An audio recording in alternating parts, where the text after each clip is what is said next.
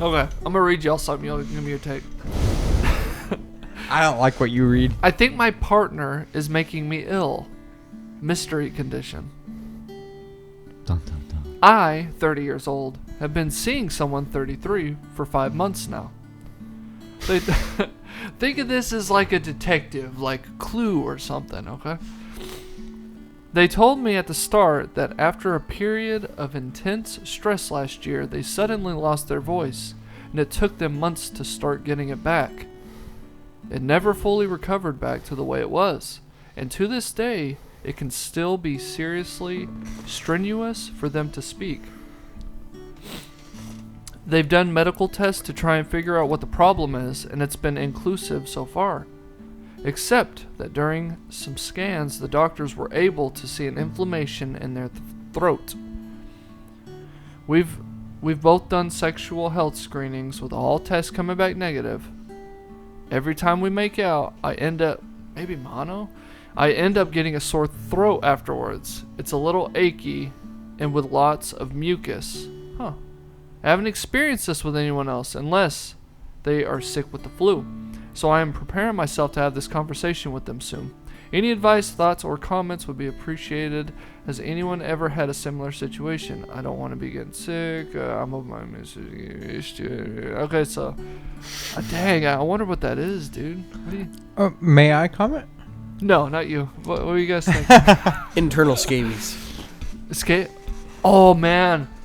I remember the first time I ever had scabies. That just sucked. Yeah, we both fucking went through that. It just sucked. Dalton terrible, went through it too. There's a number of us that did. Yeah, there's a shit. I don't even know where the fuck we got it. I got it from your place, out in the workshop. I think that's a fair answer. That's actually... I wouldn't discount that because scabies was a fucked up fucking thing for me to experience in the first place.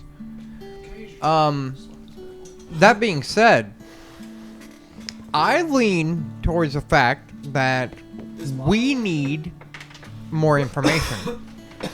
So the person in question here, the one that may have caught something or not, I think we need to understand what is their regular diet from a day-to-day basis. Diet has something to do not with just diet, also habits. Allergies. So, and allergies. They said Allergies, it only habits, diet. I need to know those three things because I'm being a cigarette smoker, also like habitually. Also, Thank you, Joe. I have a very interesting diet, I would say. Mm-hmm. At least personally. I really know. I don't know how to compare a diet. But that being said, just with that, I think I would experience more physical conditions that I think most people don't.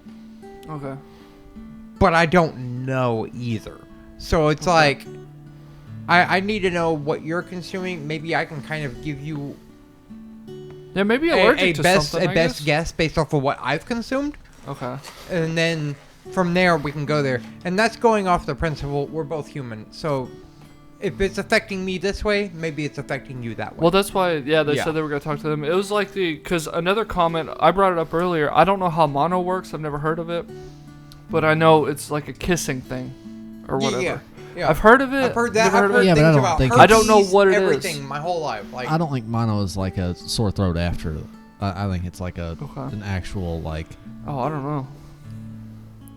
Let me see what's more. Are they questioning whether or not they have something, or are they trying to confirm? No, because something? they screened and they say they came back positive. Remember, on everything. Negative. Well, that's what I'm saying. Or negative, yeah.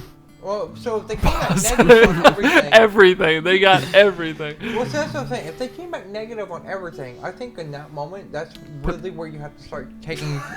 Sorry, if they screen negatively on everything, I think it's that moment where they really have to start asking themselves about themselves. So you really have to question yourself. So there's plenty of times where I like would a feel placebo.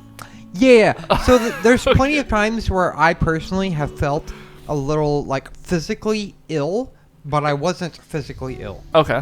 Like the best way I can describe it is I would feel off, but then I would have to understand why I feel that way. And most of it is because like, okay, well, maybe I drank 2 cans of Monster that day. Monster Energy has a texture as far as a drink goes. Yeah. And that texture may be doing something in my throat that isn't natural, but it's it's just unnatural enough that it takes notice in my brain. Yeah. And now I'm like, hey, what's going on here? And I think in those moments, it's real easy for my brain to over-exaggerate or overthink the moment, where it goes into like a whole panic state of like, maybe I'm dying. Yeah. You know, Yeah. Well, that's maybe, the whole, maybe, like, there, WebMD maybe stuff. I shouldn't have been doing this one thing, or smoking cigarettes as much as I have, or eating this thing as much as I have, or this and that. I deal with that. Mm-hmm. And then from there, I rationalize back into the middle ground where I'm like, okay, if that is the thing that kills me, why didn't it kill me yet?